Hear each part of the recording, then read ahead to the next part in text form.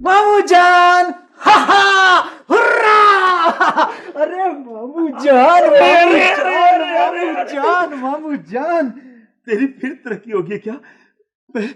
मैं बूढ़ा आदमी हूं बेटा। अरे मामू जान, आज तो तरक्की से भी बड़ी बात हो गई है।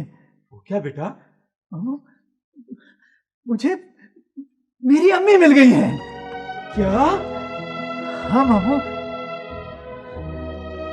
मेरी माँ, मेरी अम्मी, शहर बानो मेरी अम्मी मिल गई है मामू।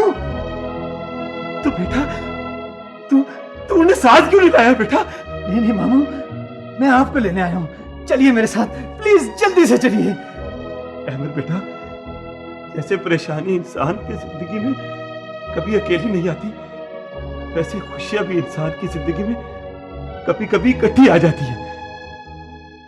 क्या मतलब मामू? बेटा ये देख, ये टेलीग्राम आया है, मेरा यार साजिद आ रहा है बेटा।